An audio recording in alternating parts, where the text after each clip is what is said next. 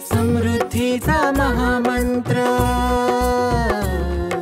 प्रलशरचा प्लांटो कृषी तंत्र। मी कापूस, मिरची, चना, गहू हे पिकं घेतो।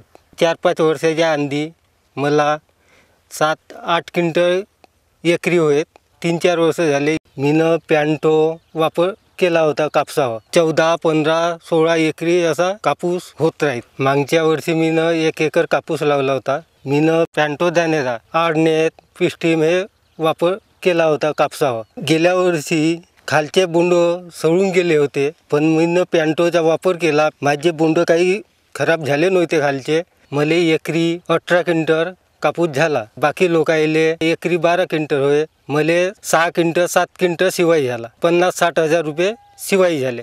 पॅन्टोचा खर्च मायावाला 5 किंवा 6 हजार। या वर्षी 1 एकरात कापूस लावला आहे। लावून झाली आहे 7व्या महिन्यात। तर पहिलं खत टाकला पॅन्टो दाणेदार 25 किलो, नंतर टाकला 25 किलो पॅन्टो दाणेदार। त्याच्यानंतर फवारणी केली पॅन्टो GA आडनेत, हे पहिली फवारणी केली। त्याच्यानंतर दुसरी फवारणी केली पिस्टीम आडनेत। त्याच्यानंतर तिसरी फवारणी केली पिस्टीम आणि BT पॅन्टो। या वर्षी सुरुवातीला पाऊस कमी होता, मंदात थोडासा थांबला होता।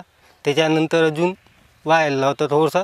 माझ्या पराठीले 70-80 बोंड आहेत। लोकांच्या पराठीवर 30-40 बोंड आहेत। माझ्या कपाशीले आतापर्यंत 9 क्विंटल कापूस वेचून झाला आहे। अजून 9 क्विंटल निघू शकते, म्हणजे 18 क्विंटल कापूस एकरी निघते। त्यानं पॅन्टो नाही वापरला त्याले 10 किंवा 11 क्विंटल होऊ शकते, त्याच्यावर होऊ शकत नाही। मले 7 क्विंटल कापूस शिवाय झाला तरी इतरापेक्षा मले 56,000 जास्त होते। पॅन्टो कृषी कर्जाचा 5,000 रुपये खर्च झाला आहे। तर मंडळी, श्रोत माणिक बुजाडे यांना गेल्या वर्षीच्या हंगामात एकरी 18 क्विंटल कापूस झाला आणि त्यांनी तो कापूस 7,500 रुपये क्विंटल प्रमाणे विक्री केला। म्हणजे त्यांना प्लांटो कृषी तंत्राच्या वापरामुळे 50,000 रुपये जास्तीचं उत्पन्न झालं। तर शेतकरी बंधूंनो, प्लांटो कृषी तंत्राच्या वापरासह इतरही माहितीसाठी जरूर संपर्क करा।